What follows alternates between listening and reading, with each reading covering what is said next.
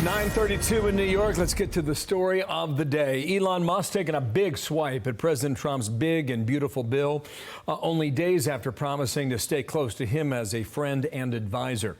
Senate Majority Leader John Thune's with us. And, sir, good morning to you. Thank you for your time. We're still waiting for maybe a true social to come from the White House. It has not come directly yet to that response from Elon Musk, but we'll wait.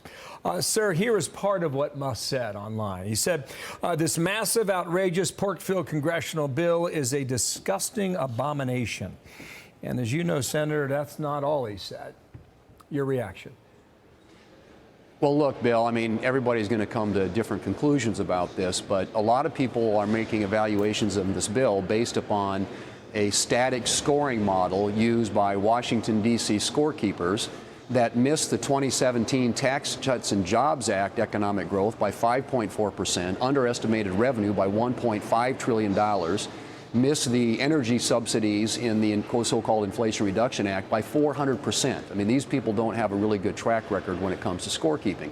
What we know is this: when you reduce taxes on the American people and on small businesses, there is an incentive to invest more. When you invest more, they're better paying jobs created, people are making money, they're taking realizations, they're paying more in taxes. That means tax revenue goes up. So there are just a lot of analysis around this bill that isn't accurately reflecting what will happen when all these policies are put into place. And by the way, it will be the biggest spending reduction in history.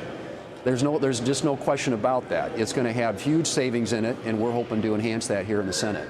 Elon Musk is getting some strange new respect from Senate Democrats who last week, I think, hated him. But anyway, take a look at this. And say something I didn't think was imaginable. I agree with Elon Musk. Breaking news, Elon Musk and I agree with each other. To be very clear, this is not a big, beautiful bill. It's a big, beautiful betrayal of the middle class. I think they agree for the wrong reasons, or for different reasons. Right. But I also wanted to ask you about this. Your strategy has been a little different from others in the past, and even from the House side, which is you met with President Trump early on in this process as this ball has gone into your court on the Senate side. Is that a strategy for you to make sure that you can keep all of these cats herded going in the right direction, to have him with you in lockstep all the way through?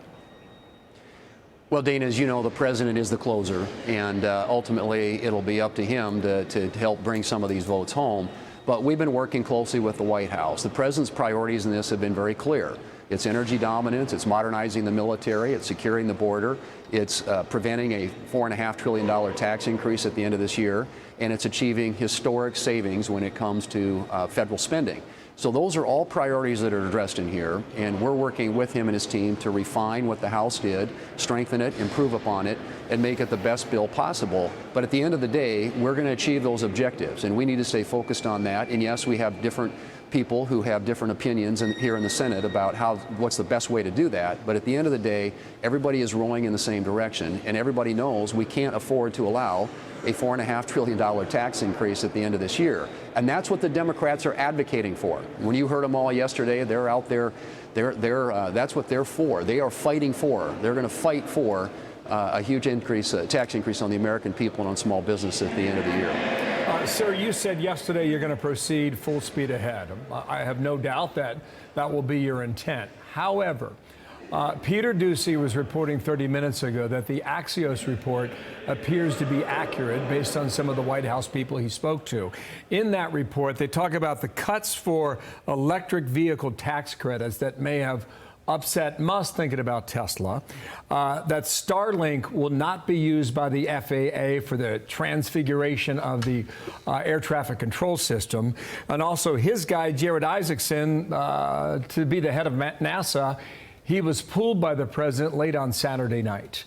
Can you confirm today that that was the rub for Musk to go the way he did yesterday with the word and language? Yeah, I can't comment on what people's personal motivations are. All I know is this, Bill. At the end of the day, we have a job to do. We've got to take the long view. We want to succeed on behalf of the American people. And President Trump ran on an agenda. We are going to do everything we can here in the Senate and the House to get that agenda across the finish line. And yes, there are going to be people out there, and there are going to be detractors and different points of view and opinions, and that's all fine and good. But in the Senate, it's 51 votes. In the House, it's 218 to get a bill we can put on the president's desk that will transform this country. And you will see economic growth unlike anything you've ever seen before. Working families will get a huge amount of tax relief. We will avoid that $4.5 trillion tax increase at the end of the year and restore America's energy dominance. These are all things that are a part of this agenda, what the president ran on.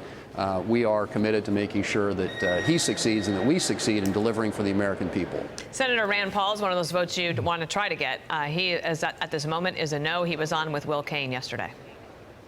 My objection to the bill isn't about the tax cuts, and it isn't about those calculations.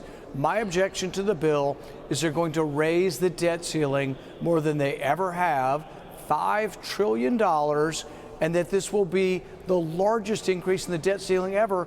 And if the Republicans all vote for it, the Republicans will own the debt. So he is a no on that, and he has got concerns going forward for the Republicans. Do you share them?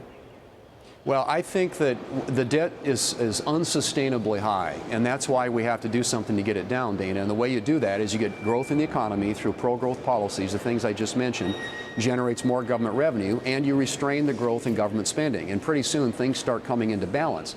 But you can't do something about the debt limit that he referenced unless you're actually passing bills like what we're talking about here, which has the largest spending reduction in history included as part of it. So you got to start you got to start somewhere, and I think what this bill does is it makes an important down payment on ensuring that in the future those deficits and those debt starts going downwards instead of continuing upwards like it is today. Well, June 4th today, the proposed deadline was in 1 month. Sir, thank you for your time today. And good to be with you. We hope to speak to you again very soon. Sure we will. Thank you so much. Thanks. Hey everyone, I'm Emily Campagno. Catch me and my co-hosts Harris Faulkner and Kaylee McEnany on Outnumbered every weekday at 12 p.m. Eastern, or set your DVR. Also, don't forget to subscribe to the Fox News YouTube page for daily highlights.